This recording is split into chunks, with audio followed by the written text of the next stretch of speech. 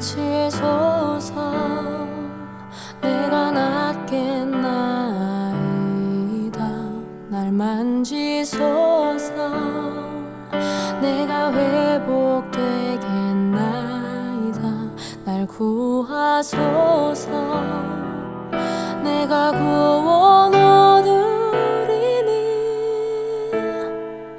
나로 주의 구원 보게 하소서.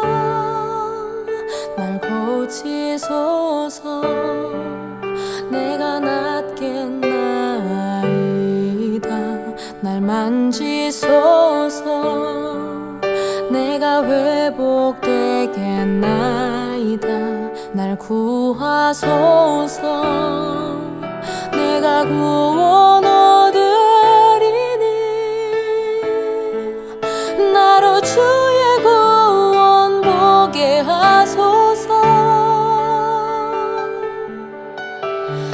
하나님의 영광의 빛 내게 비춰 내 안에 모든 어둠 물러가네. 이 세상 어떤 빛도 견딜 수 없는 주의 영광의 빛 비추소서. 나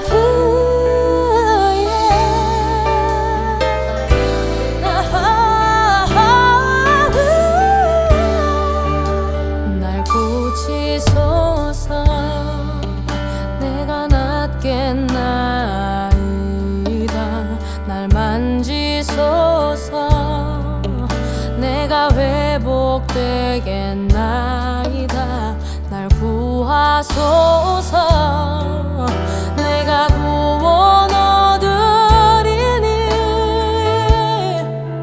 나로 주의 구원 보게 하소서. 하나님의 영광의 빛 내게 비춰 내 안에 모든 어둠 물러가네. 이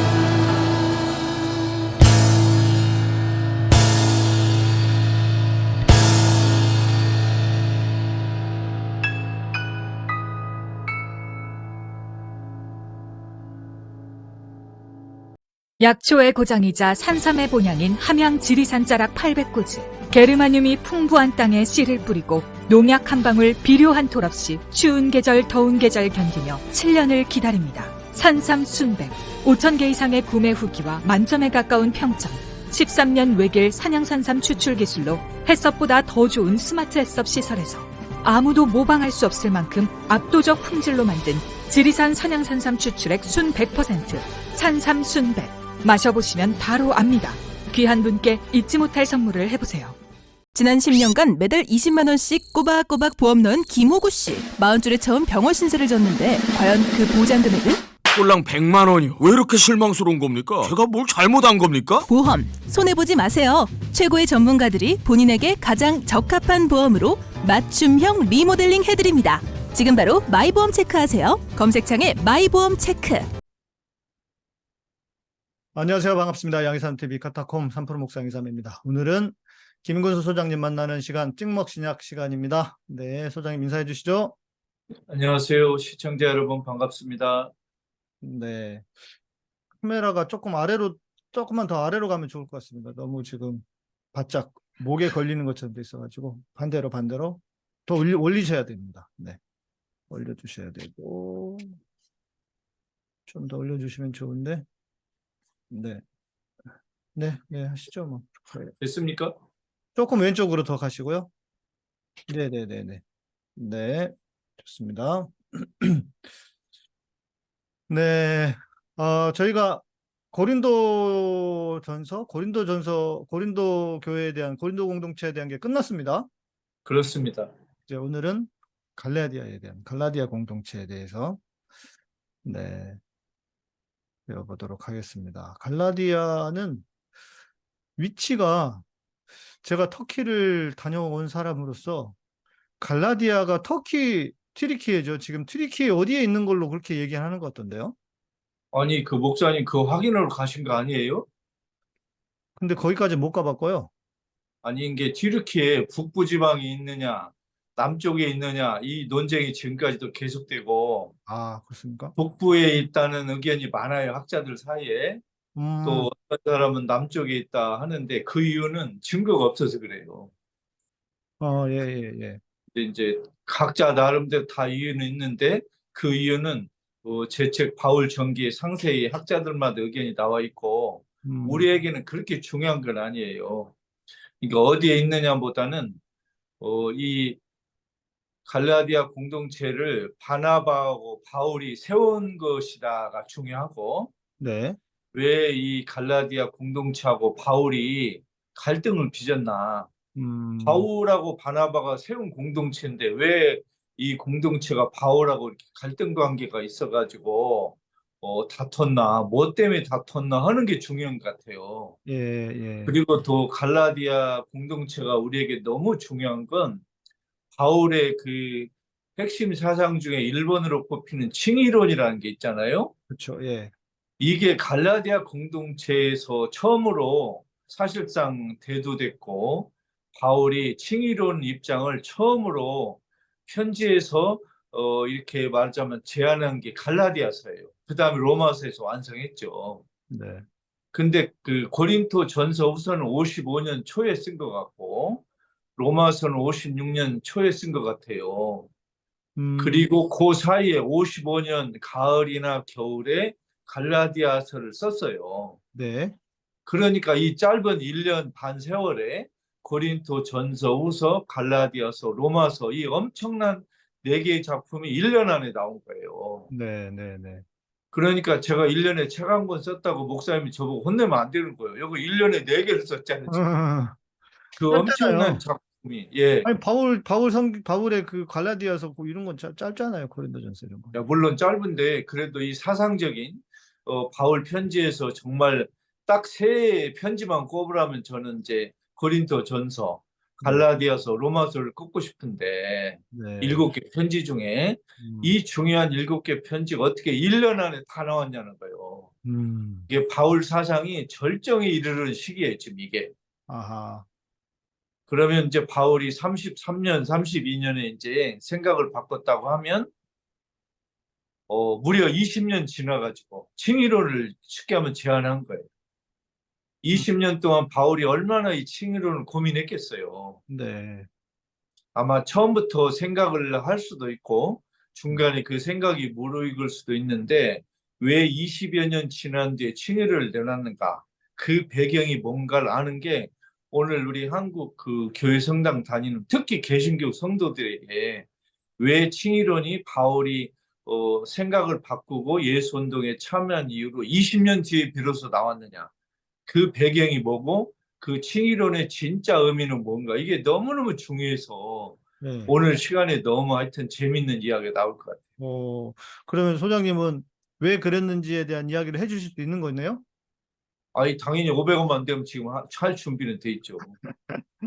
예, 여러분 500원. 네. 예, 우리는 500원, 500원이 아니고 5,000원, 만 원인 것 같긴 한데. 근데 당시의 사람들에게, 특히 유대인들에게는 의로워진다고 하는 것은 반드시 율법을 통해서, 율법을 지키고 율법을 통해서만이 의로워진다고 하는 게 그 시대의 보편적인 생각이었잖아요. 유다인들에게는 당연히 율법을 통해서 의로워진다 했고 예. 율법의 내용은 두 가지였어요. 내용이 아니고 분야가 네. 사람과 하나님의 관계에서 의로워져야 돼요. 또 하나는 사람과 사람 사이에서 의로워져야 되는 거예요. 네, 네. 근데 우리 바울 선생님은 사람과 하나님의 관계만 생각했어요. 그러니까 지금 구약의 의로움과 우리 바울 선생님의 의로움은 좀 달라졌어요. 이게 칭의론이라는 것 자체가 바울에게 있어서는 그냥 하나님과의 관계 회복을 이야기하는 거니까요. 그렇죠. 예, 예. 예, 예. 그래서 바울에게 하나 아쉬운 건 구약 성서 유다교의 의로움이 바울에 와서는 사람과 관계는 좀 중요성이 좀 줄어들고 사람과 하나님의 관계가 특히 유다인 아닌 사람들이 하나님 앞에 어떻게 의로움 받을 수 있는가. 이게 우리 바울 선생님의 핵심 고민이었어요. 이것이 이른바 칭의로 나오는 거예요. 왜 그랬을까요? 지금 생각해 보면은 그래서 바울이 한 번도 이게 어떤 윤리적인 어떤 삶이라든지 예수님은 어떻게든 계속 그런 메시지를 하셨잖아요. 똑바로 살아야 네. 된다 한마디로 얘기하면. 그런데 바울은 여간에서 그런 것보다는 정말 우리가 어떻게 믿음으로 의로워지고 이런 얘기만 주로 해가지고 지금 이 특히 한국의 이 교회, 한국 크리스찬들이 복음을 더 오해하게 만든 어떤 이유도 있지 않나 하는 생각 들거든요. 얼핏 생각해 보면. 그러면 지금 예수의 입장은 뭐냐면 하나님 나라를 얘기한 거예요. 예수는. 네.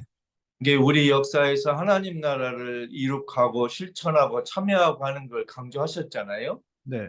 근데 바울의 주제는 예수에 대한 믿음이에요. 이게 지금 주제가 바꿔진 거예요. 그러네요. 근데 이제 바울은 예수에 대한 믿음을 어떻게 생각했냐면 유다인 출신으로 예수에 대한 믿음이 아니고 유다인 아닌 사람들이 예수에 대한 믿음을 가지면 유다교에 들어올 필요가 없다는 주장을 하고 있는 거예요. 이게 지금 네. 분야가 달라졌어요, 문제가. 네, 네. 이제 그래서 이제 우리 갈라디아 공동체에서 바나바하고 이 바울이 그 공동체를 세웠는데 네. 바울은 이제 원래 선교 작전이 뭐냐면 공동체를 세우면 다른 데로 이동하잖아요. 그렇죠. 예, 예. 또 거기 공동체를 세우면 또 다른 데로 가고 메뚜기식으로 하나 공동체를 세워놓으면 거기 바울이 주저앉아가지고 평생 나 여기서 담임 목사 할래 이게 아니고 다른 데로 가는 거예요. 네, 네. 또 그 공동체는 공동체 자체에 맡기고 다른 데로 가서 새로운 공동체를 요새 말로 개척하는 거예요. 거기가 되면 또 다른 데로 가고. 그렇죠. 근데 앞부분을 먼저 다시 좀 정리해 보면 예수님의 쉽게 말하면 이거네. 예수님의 관심사랑 바울의 관심사가 좀 달랐다? 이렇게 볼 수 있겠 달랐어요. 왜냐하면 시청자가 달라요. 예, 예, 이게 대상자가 이게 예수의 메시지를 들은 사람은 대부분 유다인이에요. 네, 네. 그리고 이제 유다인들은 어차피 다 남자들은 할례를 받잖아요.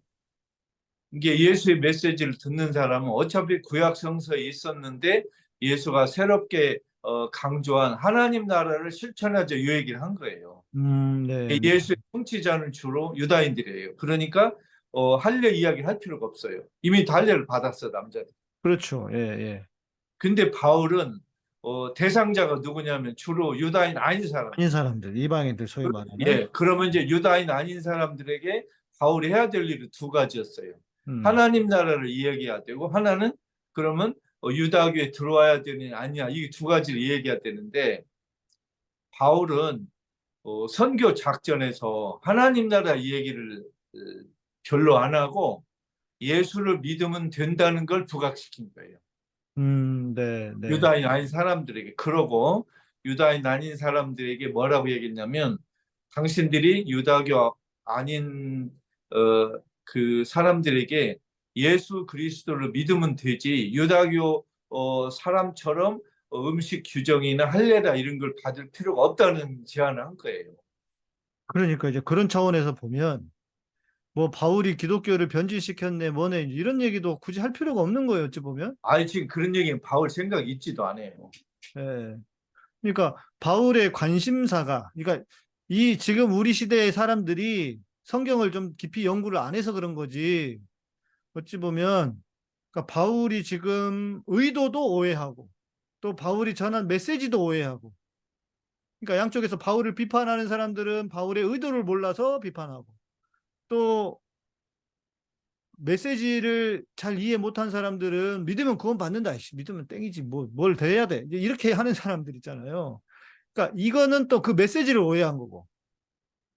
그러니까 지금 이제 거꾸로 말하면 오늘날 우리 한국 개신교 카톨릭의 성도 신도들의 입장을 한번 제가 한번 보면 진보파는 바울이 예수 메시지를 오해했거나 잘못했다고 비판하는 입장이 많고 네. 또 우파는 믿으면 되지 행동 필요 없다 이렇게 오해를 하는 거예요. 또 그러니까요. 예. 그러니까 양쪽에서 바울을 다 무시하는 거예요. 실제로 그러네. 이게 잘못된 거예요. 지금 네. 이게 바울 의도를 잘 몰랐어요. 이 사람. 바울을 노래 부르지만 바울 개코는 아무것도 몰라. 예. 이게 우리가 이제 바울을 받아들이든 비판하든 발전적으로 계승하든지 간에 바울이 진짜 권유했던 문제가 뭐고 그 시대 배경이 뭔지를 먼저 알아야 돼요. 네, 네. 근데 이걸 모르고 바울을 보니까 막 도울 김용옥 선생처럼 막 이렇게 뭐라고 하는 사람이 나오는 거예요. 이게 안타까운 일이에요. 그 사정을 모르니까. 좀 의도를 바울이 어떤 왜 그런 시대에 그렇게 얘기할 수밖에 없었는지, 그렇게 그런 메시지를 했는지 좀 의도를 알고 파악하고 얘기를 해야지. 그러죠. 아니, 맥락 없이 왜 자꾸 사람을 욕하고 그래. 그러죠. 아까 목사님께서 우리 바울의 입장을 잘 이렇게 정돈해서 요약하셨거든요. 그 당시 55년, 56년에 그 예수운동 그룹의 판도를 한번 볼 필요가 있어요. 예를 들어 요새 우리 한국 정치의 판도를 보면 뭐 국민의힘당, 민주당, 뭐 진보 세력 여러 가지가 있잖아요. 하듯이 네. 그 공통년 55년도 부근에 지중해 부근에 예수운동 그룹의 판도가 있어요. 그걸 한번 설명하고 싶은데요. 네, 좋습니다. 저희도 세 그룹이 있어요. 세 그룹이. 예. 그러니까 예수운동에 그룹이 하나가 있는 게 아니고 세 그룹이 있었어요. 하나는 예루살렘 공동체, 이제 야고보를 중심으로 한 예루살렘 공동체가 있고, 네. 이 그룹이 있고 또 하나는 바울을 중심으로 한 이스라엘 밖의 공동체. 네. 그 사이에 베드로를 중심으로 한 흐름이 있어요. 세 개가 있어요. 베드로는 그러면 야고보와 베드로는 좀 더 가까운 편이잖아요. 바울에 비해서. 이게 이제 우리 베드로는 신학적인 그 식견에서는 바울보다 좀 밀리는 것 같아요. 네, 네. 공부도 오래 하지 않았고 이제 어부니까 학교도 뭐 오래 다닌 적이 없는 것 같고 우리 바울처럼 그리스 철학을 공부하거나 글자를 화려하게 쓸 수 있는 실력은 아닌 것 같아요. 근데 베드로의 장점이 하나 있어요. 네. 베드로는 인간적으로 우리 양희삼 목사님처럼 친화력이 뛰어났어요. 아니, 그러니까 베드로가 약간 다혈질이었잖아요. 아니 다혈질이지만 친화력이 뛰어났어요. 그러니까 좀 성질이 뜨겁긴 하지만 인간적으로 매력이 있어요. 근데 우리 바울 선생님은 인간적으로 매력이 저같이 별로 없어요. 네, 왜요? 네. 자, 다시 할게요. 예루살렘 공동체는 주장이 뭐냐면 우리 예수 운동은 유다교 안에 머무르자 그거예요. 그렇죠. 한마디로. 예. 우리는 예수 운동 그룹은 유다교 안에 머무르고 계속 유다인 형제 자매들처럼 유다교의 그 모든 규정을 따르자. 음. 근데 만일 유다인이 아닌 사람들이 예수 운동에 들어오려면 유다인이 하는 할례도 받고 음식 규정도 지키고 유대인처럼 축제도 지키자 해라. 이거예요. 유대인처럼 해라라는 거잖아요. 네. 네. 그러니까 예루살렘 공동체는 한마디로 유다교 안에 예수 운동을 그대로 유지하고 음. 예수 운동에 들어오려면은 유다인 아닌 사람 유다인처럼 해라 이거예요. 한마디로. 그도 그럴 수밖에 없는 것이 예루살렘 안에 있던 예수 운동이니까 그렇죠. 굳이 그 내부에 예루살렘 이스라엘이라는 내부에 있으면서 굳이 적을 만들 필요도 없고 분란을 일으킬 필요도 없으니까 자연스럽게 또 그 안에 내부의 구성원들조차도 유대인들이 많았을 거고 그렇죠. 그러니까 당연히 그 방향으로 갈 수밖에 없었겠다는 생각이 들어요. 그러니까 예루살렘 공동체는 요새 말로 말하면 바리사이파, 사두가이파, 젤로데파, 에세느파처럼 예수운동 파다 이거예요. 자기들은 유다교 안에. 네. 그러니까 유다인 아닌 사람들이 예수운동 예루살렘 공동체에 들어오려면 유다인처럼 똑같이 해라 이거예요. 네. 근데 이제 바울은 이스라엘 밖에 유다인 아닌 사람들이 예수를 전하는 거잖아요. 그러면 유다인이 아닌 사람들에게 이제 우리 바울이 할 수 있는 방법이 두 개였어. 하나는 당신들도 예루살렘 공동체에서 유다인이 아닌 사람들이 요구하듯이 할례도 받고 음식 규정도 지키고 축제 절기를 지켜라. 이렇게 할 수 있는 방법이 있고 네. 할례 받을 필요 없어. 음식 규정 지킬 필요 없어. 예수 그리스도의 믿음과 실천만 있으면 돼. 둘 중에 하나예요. 바울이 할 수 있는 방법. 그렇죠. 예. 근데 바울은 후자를 택했어요.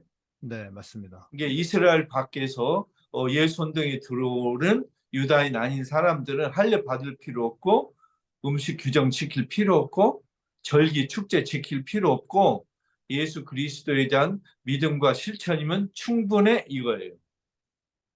그게 이제 실은 예루살렘 총회라고 하는 표현이 맞을지 모르겠지만 예루살렘 총회에서도 결정이 난 거 아닙니까? 근데 그때 예루살렘 총회 또는 회의의 결과가 사실은 좀 불투명해요. 아, 그래요? 왜냐하면 그게 어정쩡한 합의였어요. 그때 된 거 보면은 자 베드로는 유다인에게 선교하자. 바울은 유다인 아닌 사람이 하자 그랬는데 문제가 뭐냐면 인종적으로 갈른 것 같은데 유다인은 이스라엘 안에도 있고 밖에도 있잖아요. 네. 그러면 예를 들어 이스라엘 밖에 그 예수운동 공동체에 유다인도 있고 유다인 아닌 사람도 있잖아요. 그러면 그 중에서 베드로가 유다인인 사람만 따로 불러가지고 공동체 한쪽에 모여갖고 당신들만 내가 가르칠게. 저 유다인 아닌 저 사람 나 모르겠어 할 수도 없고.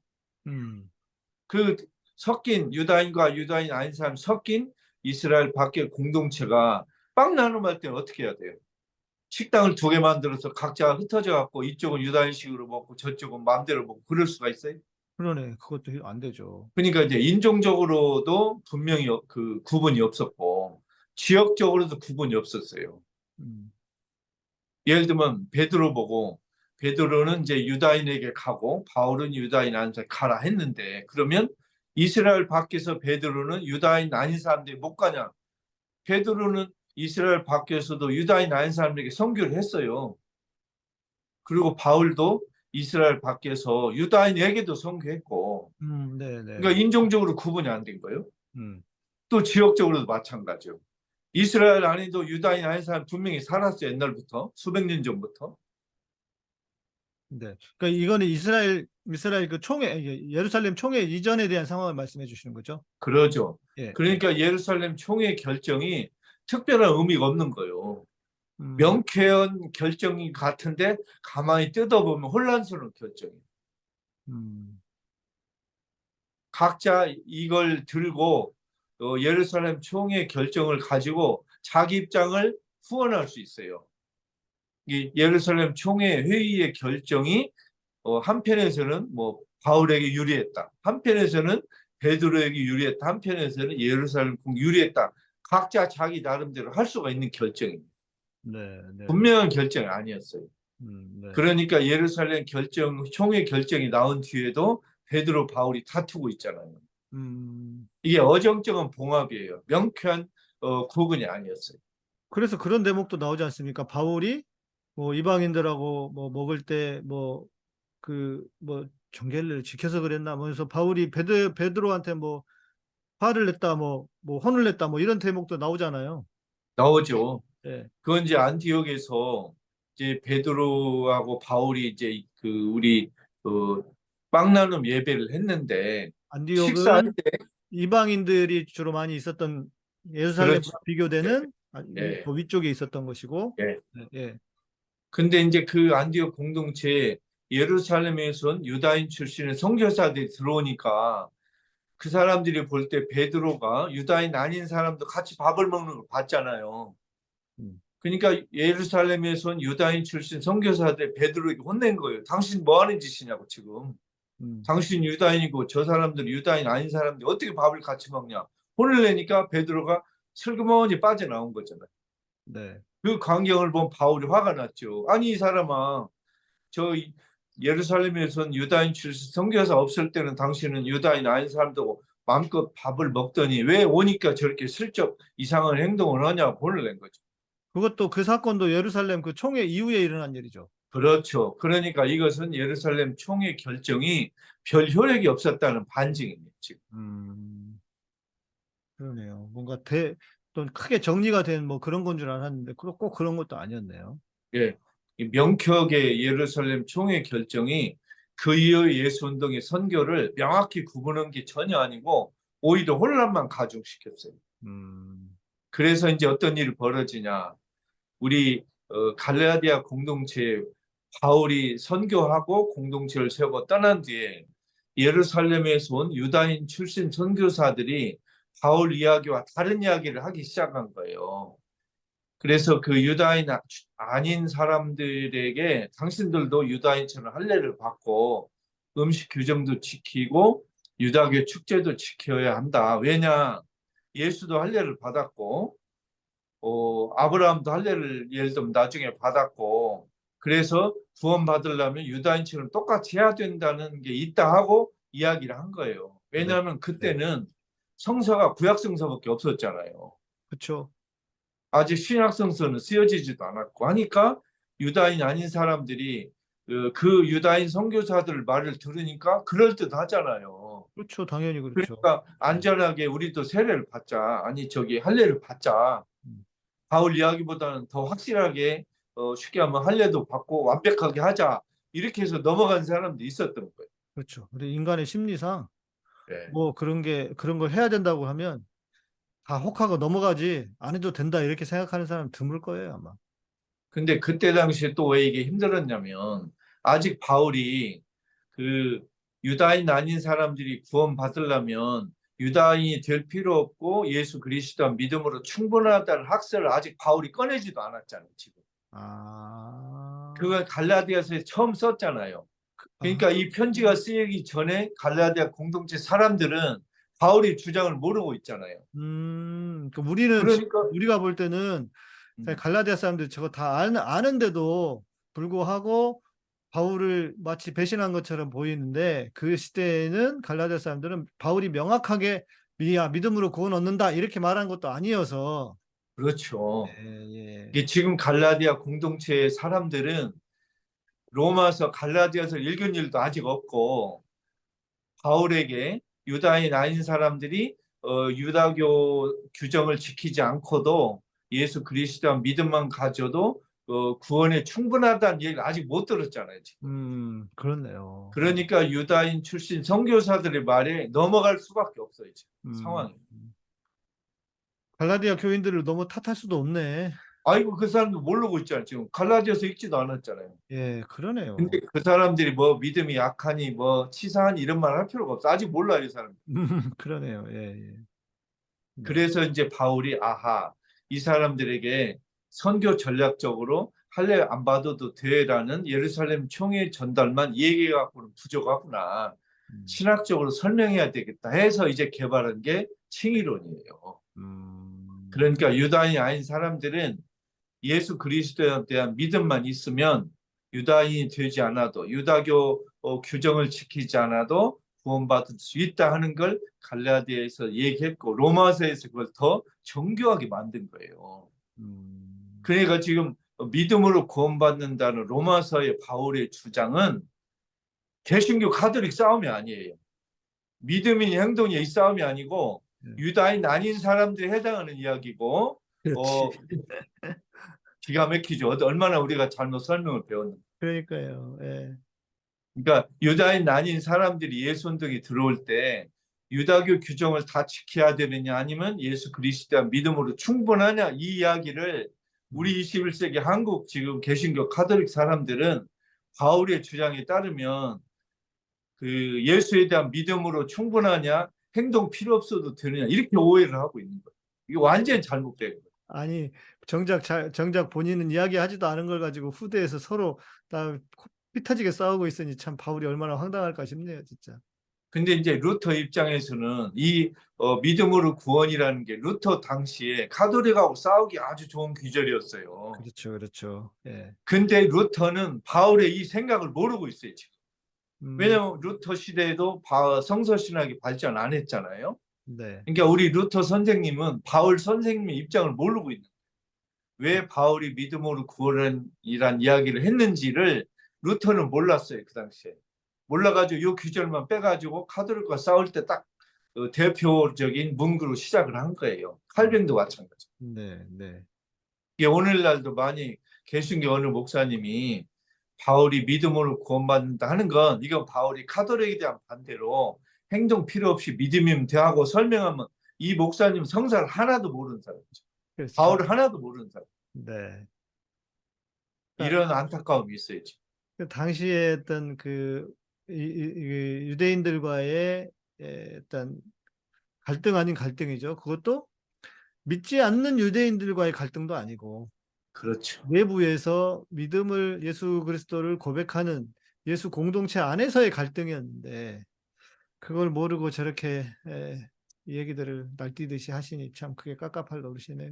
예. 그렇죠. 정확히 정리 잘 하셨는데 지금 바울은 그리스도 예수운동 밖에서 사람하고 논쟁하는 게 아니고 예수운동 안에 있는 사람끼리 논쟁하고 있는 거죠. 네, 네. 이게 예수 그리스도의 믿음으로 충분하냐 아니면 예수 그리스도의 믿음 더하기 유다교식으로 사는 게 필요하냐 이 입장에서 유다교 규정 지킬 필요 없이 예수 그리스도의 믿음으로 충분하다는 얘기를 바울이 하고 있는데 우리 루터 선생님이나 오늘날 많은 그 개신교 설교자들은 바울이 마치 예수 그리스도의 믿음으로 충분하고 행동 실천 필요 없다 이렇게 오해를 하고 설교하면 큰일 난다는 거예요. 그런 인간들이 있더라고요. 진짜 뭐 지금 귀를 쓰고 시청자 중에 많은 분들은 그렇게 배웠을 거예요. 맞아요. 그리고 귀를 쓰고 우리 그 총신대 동문 중에 누구 하는데 그 사람은 아유 웨슬리가 이제 이야기한 것이 일단 실천 이런 거잖아요. 웨슬리도 행위 신앙을 강조했다 그러면서 막 가톨릭 이단인 건 아무것도 아니고 웨슬리를 이단이라 그래요. 야, 그런 꼴통이 다 있나 진짜. 지금 여기 바울 선생이 공통년 56년에 부닥친 문제는 믿음이냐 행동이냐 두 개의 갈등이 아니고 예수 그리스도의 믿음으로 유다인 아닌 사람들이 구원에 충분하냐 아니면 유다인 아닌 사람들이 예수 그리스도의 믿음 더하기 유다교 규정이냐 둘 중에 하나를 설명할 때 한 거예요 지금. 아유, 참 이런 이제 시청자들 이해가 좀 가시는지 모르겠어요. 예. 아마 또 우리가 지금까지 해왔던 이야기도 있고 하니까 계속 쭉 증목신학을 들어오셨던 분들은 좀 이해를 하실 수 있을 것 같고 지금 뭐 혹시 처음 들으시는 분들은 이전 방송도 좀 계속 들으시면 성경을 특히 신약을 쭉 이해하는 데 큰 도움이 되실 거예요. 특히 바울 시대. 우리가 지금 찍목신약 통해서는 시즌 1으로 지금 바울에 대한 이야기를 하고 있으니까 또 이제 시즌 1이 맞춰지면 바울에 대한 이야기나 맞춰지면 이제 예수님 이야기를 좀 더 이렇게 듣고 싶기는 해요. 우리가 지금 시민언론 더 탐사에서 지금 시민학당에서 열심히 해주고 계시긴 하는데 예, 또 거기 들으시는 분도 있지만 또 저희도 다른 차원에서 또 조금 틀린 각도에서도 이야기해 볼 수 있을 것 같기도 하니까요. 지금 바울 시대에 예수 운동의 입장이 세 개 있다고 네, 말씀드렸잖아요. 네, 네. 근데 동시대 입장이 세 개 있는데 또 공통년 30년부터 요한복음 나온 100년까지 보면요. 세 시대가 또 있었어요. 이게 바울의 시대의 세 그룹이 우리 예수 운동 내에 서로 경쟁과 갈등을 빚었다면 네, 30년에서 100년 사이에 크게 세 흐름이 있었어요. 예, 그러니까 예를 들면 바울이 돌아가시는 때까지, 즉 예수 부활하고 바울과 베드로가 순교한 공통년 64년경으로 추정되는 약 34년간의 흐름이 하나가 있었고, 음, 또 하나는 유다 독립전쟁인 66년에서 70년까지의 유다 독립전쟁으로 인해서 우리 예수운동과 유다교가 분열된 시기가 있었고, 네, 70년 이후에 바울과 베드로가 세상을 떠난 뒤에 마가, 누가, 마태, 요한 복음 저자가 나와가지고 예수 역사를 쓴 그 흐름이 또 있어요. 예, 이게 그 세 흐름을 다 봐야 돼요, 또. 그렇네요. 그러니까 같은 시대로 보면 바울 시대에 왜 세 흐름이 경쟁했는가? 음, 또 70년을 보면 왜 이 세 흐름이 이렇게 연결됐는가? 그걸 같이 봐야 예수를 제대로 이해할 수가 있어요. 근데 저 소장님 말씀해 주시니까 네. 이런 이야기, 이런 공부, 지금 뭐 바울 시대에 대한 새 갈래가 있었다. 또 30년에서 100년 사이에 새 흐름, 시대적으로 새 흐름이 있었다는 이야기를 신학교 다니는 동안 들어본 적이 없어요. 그 이유가 있어요, 목사님. 네, 뭐냐면 우리 한국은 신학 교육을 자기 교단 신학교에서 하잖아요. 맞습니다. 예, 그러면 신학 교육을 하기 전에 그 교단이 이미 확정해 놓은 교리가 있고 가르침의 성향이 있잖아요. 네, 이걸 벗어나서 가르칠 수는 없잖아요, 교수 목사님들이. 그렇죠, 그렇죠. 예, 그걸 벗어나 가르치면 쫓겨나잖아요. 바로 잘립니다. 신학 검증 없죠, 신학 그러니까 검증. 예, 그 교수분들은 알아도 말을 못하는 거예요. 음, 쫓겨나니까. 예, 이게 머릿속에 아는 거, 공부한 책하고 지금 그 교단에서 배출될 신학생들을 가르칠 때는 할 수가 없는 거예요. 쫓겨나니까. 먹고 네, 살아야죠. 네, 더구나 그 교단 신학교의 교수들을 채용하고 해고시키고 하는 권력을 누가 쥐고 있어요? 대형교 목사들이 쥐고 있잖아요. 맞아요. 그러니까 아마추어 목사들이 프로 신학 교수들을 채점하고 있는 맞아요. 아니, 거예요. 할 수가 없는 거예요. 어떻게 그런데 하겠어요? 지금 말씀하신 이런 것들은 기독교의 일종의 초기 기독교의 역사이기 때문에 교단의 흐름 방향 이거하고는 크게 뭐 아무 교리 관계 없죠. 관계가 아무 없단 관계. 말이에요. 그러니까 오히려 성경을 더 잘 이해하고 바울을 잘 이해하고 예수님의 말씀을 잘 이해하기에 너무 중요한 것들인데 교수들이 진짜 저는 신학교에서는요. 제가 몇 년 전에 제가 89년도에 입학해서 신대원 96년도에 저기 졸업을 했으니까 그 동안에는 들어본 적이 없어요. 들어본 역사가 없어요. 이게 뭐냐고 신학교육이 이렇게 성경을 이해하려면 이 정도는 알아야 말씀해 주신 것처럼 이 세 가지 흐름 양쪽 세 가지 흐름 정도는 알아야 아 이게 이런 거구나 하고 흐름 이게 읽혀지면서 성경의 배경이 보이고 기초적인 배경을 가지고 바울이 이런 얘기했을 때 아 이런 왜 이래서 이렇게 했구나 이게 이해가 돼야 지금 우리가 바울을 오해하지 않는데 제가 볼 때는 이 양반들도 그 가르쳤던 교수들도 이걸 모르니까 바울을 지들이 오해하고 있어. 자기들이 오해하고 근데 있어 이제 루터처럼. 가능성이 여러 가지가 있는데 하나는 정말 가르치는 그 신학 교수들이 모를 수가 있어요. 하나는. 네, 두 번째는 알고도 말을 못할 경우가 있어요. 그렇죠, 물론. 근데 세 번째는 어찌됐든 우리 성도 신도들이 성서 신학의 성과를 잘 모르고 교육을 받았잖아요. 음, 그러고 그냥 이렇게 살아가는 거잖아요. 네, 그러니까 답답한 거예요. 맞습니다. 또 그래서 우리 구독자분, 시청자분들이 소장님의 강의를 엄청 좋아하시거든요. 네, 자기 찍먹신약 들으면서 정말 너무 너무 새롭게 성경이 보인다. 이런 분들이 꽤 많으십니다. 네, 이 좋은 강의를 지금 그냥 공짜로 그냥 해드리는데 세상에 이 좋은 거 어디 가서 이거 이런 이야기는 진짜 웬만해서 어디 가서 들기가 어려워요. 잘 몰라. 대한민국에 이거 아는 목사들이 몇 명 안 돼, 제가 볼 때는. 아니, 양이삼 TV 아니면 어디서 듣겠어요? 예. 근데 저는 그 목사님들, 교수 목사님들의 그 고뇌가 이해가 돼요. 네. 알아도 말 못하는 거. 왜 아, 쫓겨나니까? 예. 왜냐하면 목사님 우리가 예를 들어 설명할게요. 돌팔이가 의대 교수들을 채점하면 어떻게 돼요? 말이 안 되죠. 있을 수 없는 일이죠. 근데 지금 대형교회 그 꼴통 목사들이 네. 신약성서 교수 목사들을 채점하고 있어요. 그러면 어떻게 돼요? 맞아요. 이런 일이 벌어지는 거예요. 아니, 그런 일이 교소장님 이미 저 때 있었어요. 저 때. 제가 학교 다닐 때도.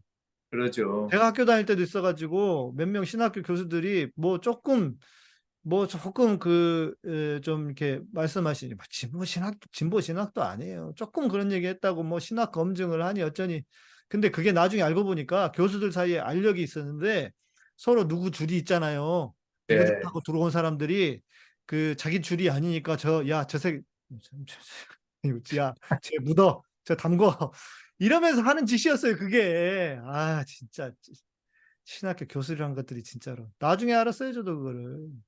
제가 어느 개신교 신학자 후배에게 이런 말을 들었어요. 당신이 신학을 공부할 때는 정말 진리를 탐구하고 가르치고 싶어서 공부했는데 막상 하기로 하고 공부하고 교수로 취직이 되니까 할 말을 못 하겠더라고요. 왜? 맞아요. 쫓겨나니까. 맞아요. 예. 그래서 교수 되기 전에는 정말 열심히 공부했는데 되고 나니까 할 말을 못 하겠더라고요. 예. 이게 현재 신학 교수들의 고민이에요. 맞습니다. 각자 교단의 색깔이 있어서. 그리고 저 같은 경우에는 저는 뭐 잡아갈라면 잡아가라, 뭐 잘라면 잘라라 그러고 저는 우리 소장님한테 이렇게 공부하면서 배운 거를 그러네. 이게 누가 봐도 이게 맞는 이야기고 합리적이고 성경도 그냥 무조건 믿어가 아니고 이게 훨씬 더 타당하네 하면서 이렇게 제가 좀 생각이 바뀌어가고 이러는 것들도 저는 그냥 방송에서 편안하게 얘기해요. 왜 누가 나 자를 사람이 없거든. 누가 우리 시청자가 나를 자를 거야. 뭐 어떻게 할 거야. 예.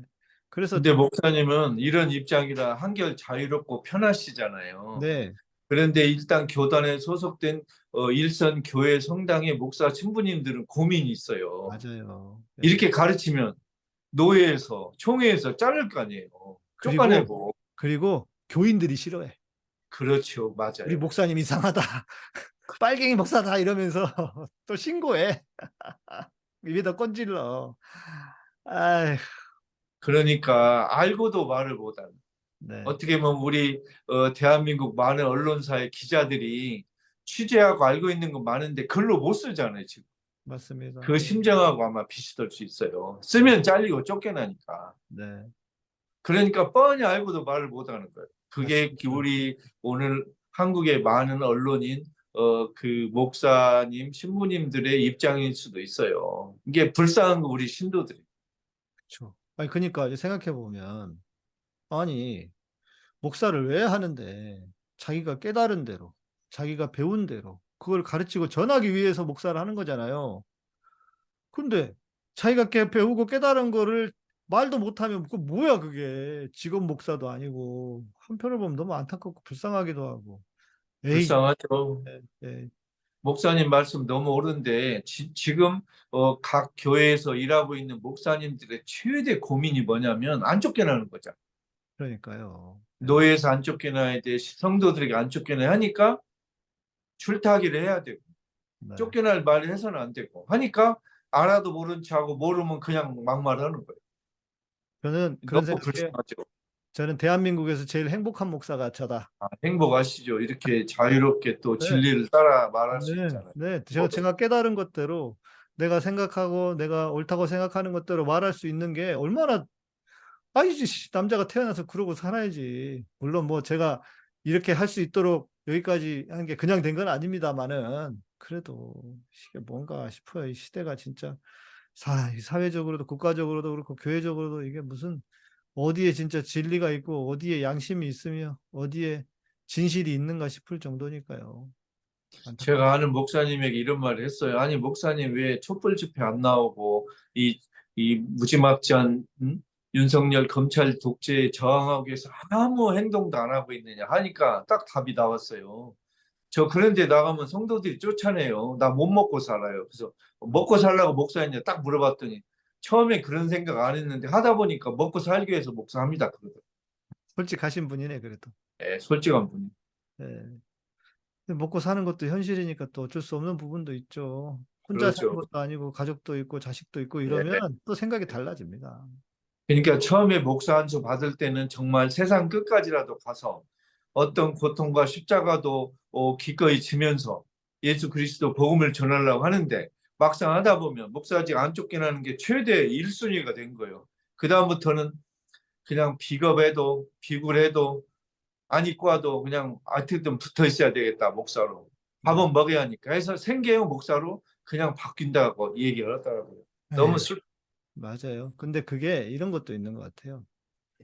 한국 교회가 막 성장을 계속 해가면, 막 성장을 해가면, 거기서 이탈해서 뭔가, 에이, 내가 이거 말고 다른 거 내가 하고 싶은 거 하면서 소위 말해서 개척을 해도 되는데, 지금은 이게 아니라 사양길이니까, 제가 듣기로는요, 이 기존의 목사들이 자기 자식들, 또 무슨 사위, 이게 서로 막 심지어 자기네 교회 자기가 세습하면 좀 민망하니까 서로 교차 세습, 자기 친구하고 저쪽 교회 보내고 자기 아들은 저쪽 교회 보내고 친구 아들 자기 교회 예비도 세우고 해가지고 일종의 그 진짜 말 그대로 그거야말로 카르텔이겠죠. 그런 게 지금 엄청나게 많대요. 그래서 뭐 끈이 없는 사람은 갈 수가 없대요, 교회도. 그래서 이른바 목사 세습 카르텔이 생겼잖아요. 네.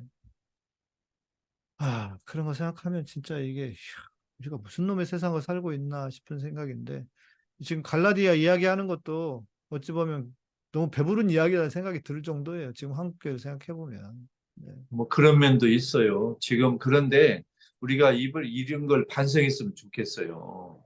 왜 그러면 교회고 성당이고 성도 신도들이 떠나고 있느냐.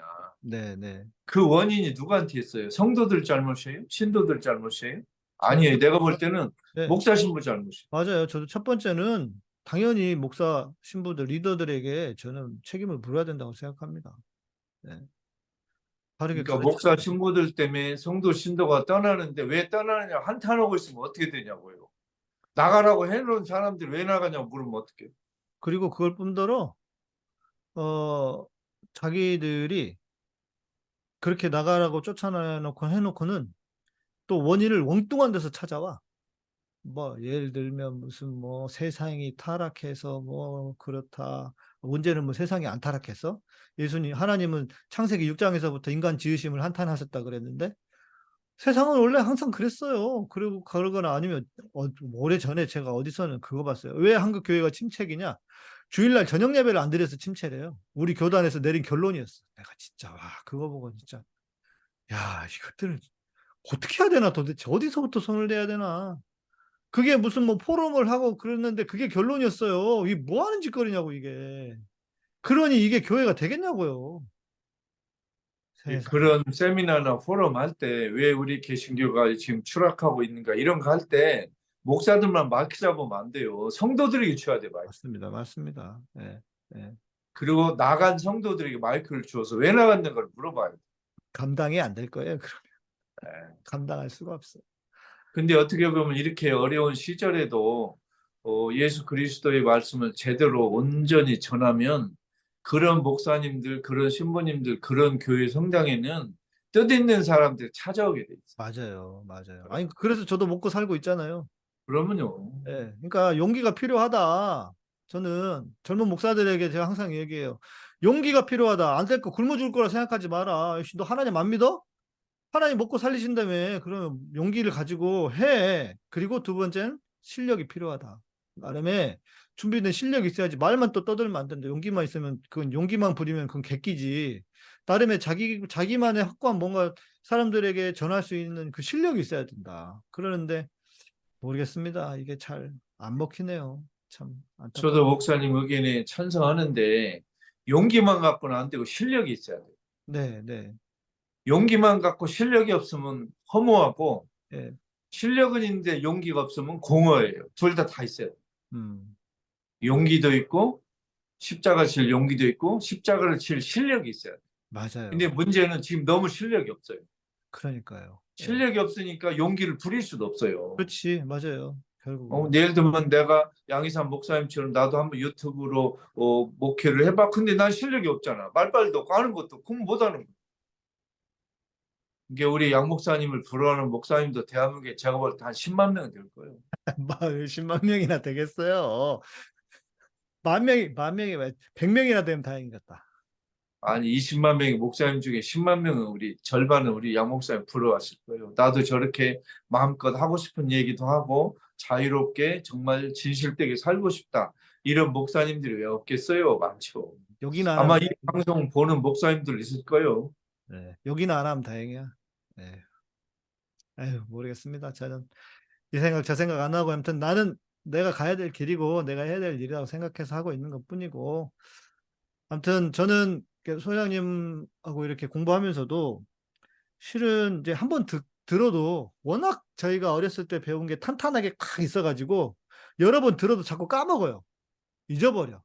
자꾸 옛날로 돌아가려고 그래. 이게 그 어떤 배움에 대한 것도 그때가 너무 견고하니까. 그래서 자꾸 들어서 아까 말씀해 주신 설명해 주신 이것도 실은 그 새 그룹에 대한 흐름들도 좀 말씀을 해 주셨던 걸로 기억하는데 잊어버리니까 자꾸 이걸 듣고 그래서 그런 거를 탄탄하게 세워야 아, 바울이 그래서 이때 이렇게 얘기했구나. 그래야 오해하지 않고 바울의 메시지를 그렇게 이상한 소리를 하지 않을까 싶어서요. 우리 오늘 시청자분들이 오늘 이런 시간을 통해서 좀 잘 성경에 대한 이 당시 흐름, 배경에 대한 걸 잘 이해하셨으면 좋을 것 같습니다.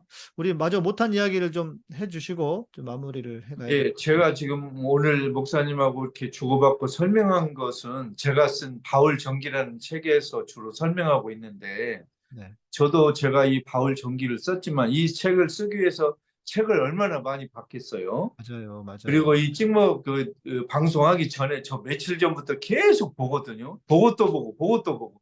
네, 저도 봐요. 네, 저같이 프로도 아마추어처럼 계속 보고 있는데 계속 보셔야 돼요. 우리 시청자분들도. 그래서 맞습니다. 바울 전기라는 책을 사셔갖고 천천히 보시면 뭐 10%, 20%, 30% 이해가 가면 좀 기쁨을 많이 누리실 거예요.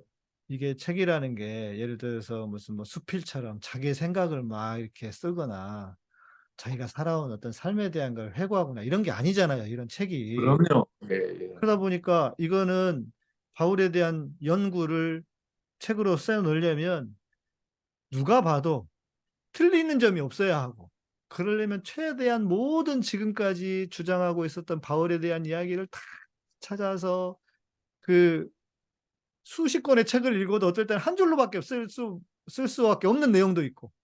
그럼요. 네, 이게 보통 일이 아닌데. 그리고 이런 책을 쓰는 건요, 그냥 평범한 신도 성도에게만 보는 게 아니고 전문적인 성사학자들도 볼 수 있게 또 그분들의 비판과 토론의 장에 저 자신을 빨가벗고 보여주는 네, 거잖아요. 맞아요. 예, 이건 장난 아니에요. 맞습니다. 예. 그래서 신중에 신중을 기해서 하는 거예요. 네, 그래서 목사님 우리 이런 말이 있잖아요. 아마추어는 함부로 막말하고 프로는 정말 조심해서 하는 거예요. 맞아요. 네. 알면 알수록 말하기가 어려워요. 그러면요. 그러니까 왜냐하면 이런 것 같아요. 공부를 하다가 보면, 뭐 내가 이것도 몰랐네. 이것도 몰랐나 하면서 모르는 게 너무 많아져요. 그러면 어떤 두려움이 더 크고 오냐면 뭔가 이야기를 하고 싶어도 와, 내가 모르는 게 너무 많겠다 이런 생각이 든단 말이에요. 그러니까 쉽게 말을 못 하겠어요. 특히 성경에 대해서 저는 쉽게 진짜 말 못 하겠어요, 이제는. 저는 어떤 두려움이 있냐면요. 제가 이 책을 쓸 때 참고는 그 성사학자들이 저보다는 몇 배 뛰어나고 유명하고 정말로 실력 있는 분들이거든요. 네. 그분들끼리 서로 의견이 이렇게 엇갈리고 막 치고받고 할 때는 제가 두려움이 있어요. 그러니까 저도 굉장히 조심하는 거예요.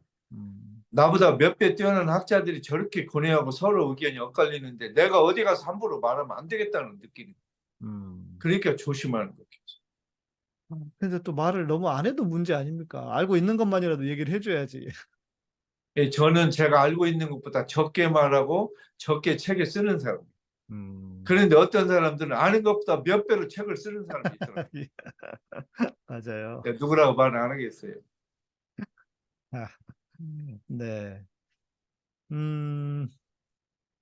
그러면 이제 이 얘기를 좀 해야 될 것 같아요. 바울과 갈라디아 공동체 사이의 갈등이 바울과 예루살렘 공동체 분명히 차이가 있으니까요. 그 네. 갈등을 키운 측면도 있습니까? 아, 그러면요. 아, 그러니까 그 갈라디아 공동체 사람들이 예루살렘에서 온 유다인 선교사들을 말발에 넘어간 거잖아요. 네네네. 그러니까 바울하고 예루살렘 공동체가 간접적으로 부닥친 거죠. 아, 그러네. 그죠? 야, 오야복 나와 이거 아니야 지금. 예? 그러면 예루살렘 공동체는 바울을 좀 안 이쁘게 본 거예요. 왜냐하면 예루살렘 공동체는 유다교 안에 우리 머무르면서 예수를 믿고 따르지 않은 사람이고, 그렇죠, 우리 그렇죠. 바울은 유다교 그 한계를 벗어나서 온 세상을 나가자는 그런 생각이잖아요. 네, 그 두 그룹이 지금 다투고 있는 거예요. 그러네요. 근데 이 정도를 누가 해줬느냐? 로마 군대가 해줬어.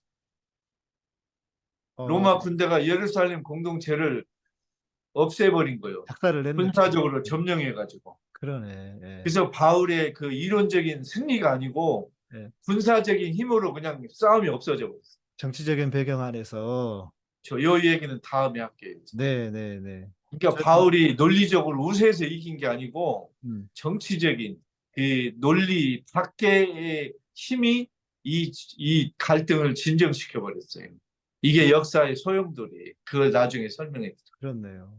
네. 지금 우리가 보니까 바울의 어떤 사상이 메인 스트림이 되고 주류가 되었지만 그 배경에는 정치적이고 시대적인 상황이 있었다. 그렇네요. 예를 들면 바울하고 우리 예루살렘 공동체가 학술 토론에서 세미나에서 둘이 발표하다가 끝난 게 아니고 둘이 발표하는데 누가 총을 들고 와서 예루살렘 공동체 발표 너 나와 데려가 버린 거예요. 그러니까 이제 그러니까 스피커가 바울만 남은 거죠. 그러니까 뭐 로마가 바울을 좋아해서라기보다는 바울이 이방인들을 위한 선교사로 살아가고 있었으니까 자연스럽게 바울은 살아남을 수 있었고 유대인들은 뭐 유대인들 자체가 로마에 봉기를 하면서 들고 일어났으니까 당연히 로마 입장에서 유대인들을 쓸어버린 거 아닙니까? 그러니까 그런 이제 그런 예루살렘 공동체는 그 유다 독립전쟁에서 유다가 졌기 때문에 아예 소멸되어 버리고 그러니까요. 예. 이게 역사에서 예루살렘 공동체 사라져 버렸잖아요. 근데 네. 바울의 제자들이나 바울의 영향받은 공동체는 살아있잖아요. 이스라엘 밖에 있으니까. 그렇죠, 이게 그렇죠. 당연히 걔들만 남았죠. 그러니까요. 이게 논쟁의 싸움, 논리의 싸움이 아니고 정치적인 힘까지 들어와 있는. 그러니까 역사라는 것도 항상 그렇지만 이긴 놈들의 기록 아닙니까? 그렇죠. 전쟁에서 지고 나면 그 지진 사람들은 개쓰레기가 돼요. 네, 이긴 사람들은 자기들의 역사를 미화시키고 그런 것처럼 뭐 바울이 자기를 미화시킨 건 아니지만 결국 그 유대 공동체가 사라짐으로써 바울의 어떤 그 바울을 따르는 사람들만 남았다. 근데 선생님 마치기 전에 여기 해주셔야 될 것 같은데요. 처음에 말씀해 주셨던 바울의 사상, 바울의 그 칭의론이 왜 20년 뒤에 완성이 되었을까? 이 부분은 오늘 얘기 안 해주십니까? 다음 주에 얘기하시나요? 그 이야기는 20년 동안 바울도 선교 전략상 예루살렘 총회 것만 이야기하면 될 줄 알았어요. 그런데 20년이 지나도 그게 계속 진정이 안 되니까 선교 전략상 이렇게 유다교의 그 습관을 안 따라도 되겠다는 것보다는 좀 더 신학적으로 유다교 율법에 대한 총체적인 평가를 해야 될 시점에 왔다고 생각한 거예요. 그래서 그게 갈라디아서 로마에서에서 칭의론을 개발한 거예요. 신학적으로 성숙한 거죠, 바울이. 그런데 문제는 또 있어요. 네. 갈라디아서하고 로마서에서 유다인 아닌 사람들에게 예수 운동에 들어오기 위해서 예수 그리스도 믿음으로 충분하다는 이 칭의론이 왜 바울이 죽고 나서 공통년 70년 후에 마가, 마태, 누가, 요한복음에서 거의 받아들여지지 않았는가? 볼 수가 없죠. 무지당했는가 그 이유가 있어요. 음, 그걸 또 나중에 우리가 이해해야 돼요. 이건 다음에 설명해 드릴게요. 네, 알겠습니다. 이게 바울의 칭의론이 이 초대교회 역사를 장악한 건 아니에요. 그냥 어느 날 갑자기 사라져 버렸어요. 왜 그랬을까? 이게 우리 개신교 성도들은 굉장히 궁금할 거예요. 아, 바울이 이긴 거 아니야? 아니 칭의론이 바울이 사라졌. 이제 그러네요. 역사적으로는 마가, 마태, 누가들이 이야기를 안 했다고 하는 건 칭의론이 계속 힘을 받지 못하고 그런 거네요. 거의 무시당했어요. 초대 교회부터 벌써. 근데 그걸 잘 왜 그랬는가 알아야 돼. 아, 이건 다음 시간에 천천히 야, 할게. 야, 이거 진짜 재밌어요. 예. 만일 칭의론이 정말로 초대교회 그 내 복음서에도 다 받아들여졌다면 거기에 도배를 해야 돼요. 칭의론이. 그쵸, 그쵸. 근데 내 복음서는 거의 언급이 없어요. 그러니까 다시 한번 말씀드리지만 복음서가 먼저 쓰여진 게 아닙니다. 그렇죠. 예. 복음서가 훨씬 더 후대에 쓰여진 거니까 만약에 바울이 주장한 그 칭의론이 계속 영향력이 있었다면 복음서 안에도 다 들어가 있었어야죠. 아, 그러면요. 예. 당연히 그걸 도배를 해야죠, 칭의론. 그렇네요. 근데 그런 말이 거의 없어요. 그리고 아예 영향받았다는 걸 찾아낸 흔적도 별로 없어요. 음, 그게 하나의 수수께끼예요. 근데 나중에 설명해 드릴게요. 왜 그래. 네, 네. 저는 소장님께서 바울이 일종의 선교 전략으로 그렇게 했다는 걸 말씀하시니까 스스로 일단 평가한 거잖아요. 예. 자신의 어떤 사역에 대한 평가 혹은 앞으로 가야 될 길에 대한 그 전략. 근데 저도 실은 어떤 생각이 드냐면 계속 제가 요즘 하는 이야기가 한국 교회가 전해온 복음을 평가해야 된다. 과연 이 한국 교회가 해왔던 혹은 전해왔던 복음이 대한민국 사회에게 좋은 결과를, 이득을 주었느냐. 지금 뭐 윤석열이라고 하는 그 괴물을 탄생시킨 주범 중에 하나가 교회가 된 것도 문제인데, 그것과 함께 한국 교회가 과연 어떤 선한 영향력을 끼쳐서 한국 사회를 좋은 쪽으로 바뀌게 했을까? 생각해 보면 전 답이 없어요. 뭐가 없어. 오히려 망치면 망쳤지. 그래서 소위 말하는 이런 그 믿음으로 구원을 얻는다고 하는 이 칭의론에 대한 것도 다시 좀 점검을 해야 하고 우리가 가르쳐 왔던 계속 복음이라고 믿어왔던 것들을 계속 좀 돌아보면서 생각해야 되지 않을까. 소위 말하는 복음주의. 예.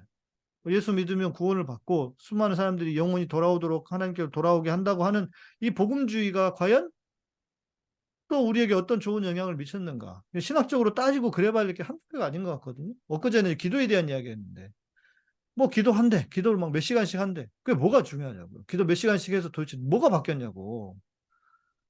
기도는 하지만 사람들한테 행동을 하지 못하게 묶어놔 버리고. 그래서 오직 하나님이 다 하시니까 기도만 하면 된다는 이상한 신앙을 만들어 놓고 하나님과 우리가 함께 해야 되는 건데 그러니까 그런 여러 가지 수많은 것들을 좀 지금 시대의 우리의 신앙은 무엇인가로 그래서 이 신앙이 정리가 돼서 세상 사람들에게 좀 더 선한 영향을 주고 그 신앙이 세상 사람들을 바꾸고 좋은 쪽으로 바꾸어내고 행복하게 만들어줄 수 있는 게 무엇인지를 고민해야 되지 않을까 저는 목사들이 지금 그런 고민을 해야 되지 않나. 제 생각에는 내 복음서 저자가 바울의 편지를 읽었는지를 모르겠어요. 제 네. 읽지 않았을 거라는 이제 그 의견이 많은데 일단 바울의 편지에 약점이 두 개가 있어요. 신학적으로 약점. 네. 첫째는 바울이 예수의 십자가와 부활이면 예수를 알기에 충분하다 그랬는데 십자가 이전에 예수의 말씀과 행동을 바울이 말 안 했잖아요. 이게 하나가 빈자리가 있어요. 네, 네, 네. 그걸 사복음서 저자들이 하는 거예요, 이제. 음, 이게 우리 바울은 예수의 죽음과 부활이면 우리가 예수 아는데 충분하다. 그런데 내 복음서 저자는 예수의 죽음과 부활이 우리를 구원하지만 예수의 삶도 우리를 구원한다는 말을 하고 있는 거예요. 내 복음서 네, 저자가. 네, 네, 그래서 예수의 삶에 대한 이야기가 바울 편지에 없으니까 그걸 이야기합니다. 네. 두 번째, 바울은 칭의론, 예수 그리스도에 대한 믿음이면 충분하다는데 그러면 대체 예수가 어떤 말과 행동을 했길래 어떻게 우리가 예수를 믿느냐 그 얘기를 다시 그렇죠. 풀어서 그렇죠. 예, 예. 그래서 내 복음서 저자가 볼 때는 만일 바울 편지 읽었다 할지라도 요거 가지고는 부족하다. 음, 그걸 알고 예수의 역사, 말씀과 행동을 쓰기 시작한 거예요. 네, 네, 그러니까 바울 편지와 내 복음서가 모순이라 이게 아니고 바울 편지에 모자라는 부분을 내 복음서 저자들이 예수의 삶을 소개하는 새로운 시대가 됐다는 거죠. 네. 그렇네요. 예. 그렇게 해서 상호 보완적인 관점에서 상호 그렇죠. 충돌하거나 대립이 아니라 그렇죠. 예. 복음서와 바울의 서신을 그런 보완이라고 하는 관점에서 보면은 훨씬 더 복음을 이해하는데 그 더 바른 시각을 가질 수 있을 것 같고. 그렇죠. 예. 이게 바울의 이 공헌이라면 유다교 규정을 지키지 않고도 예수 그리스도 믿음으로 구원받을 수 있다는 아름다운 그 의견을 낸 것이 잘한 거고, 복음서 저자들은 예수 그리스도를 믿으려면 예수의 삶, 말과 행동을 알아야 되는데 그걸 우리가 소개했다 하는 거예요, 지금. 이게 연결되는 거예요, 모순이야. 네, 네. 그런 의미로, 예. 아, 그렇네요. 우리가 참 너무 뭘 몰랐던 것 같아요. 바울도 모르고, 복음서도 모르고, 성경도 모르고. 근데 뭐, 우리 성도들을 탓할 수는 없어요. 성도들이 그렇죠. 어떻게 혼자 알아서 연구를 해. 목사들이 얘기 안 해주면. 성도들은 피해자예요. 잘못 된 피해자. 안 가르쳐 줬어요. 아니, 킥해봤자, 그 교회에서 얘기하는 게 무슨 뭐, 언제 시대에 쓰여졌고, 뭐, 이 정도에서 그냥 끝나는 게, 뭐 개신교에는 그런 거 있었거든요. 뭐 성경이 읽어지는가? 뭐 그래가지고 그걸로 또 엄청나게 공부를 많이 했는데 제가 이렇게 보니까 뭐 별거 없어요. 그냥 아주 기초적이고 기본적인 거예요. 이렇게 소장님처럼 이런 이야기를 좀 상세히 좀 잘해주는 데는 또 진짜 드문 것 같아서요. 네, 저희들은 정말 너무 잘 배우고 있어서 감사를 드릴 뿐입니다. 네, 우리 소장님 마무리 말씀 한번 해주시고 인사. 예, 여러분 2주 후에 다시 뵙겠습니다. 예, 감사합니다. 네, 고맙습니다. 저희는 또 다음 시간에 뵙도록 하겠습니다. 고맙습니다. 감사합니다.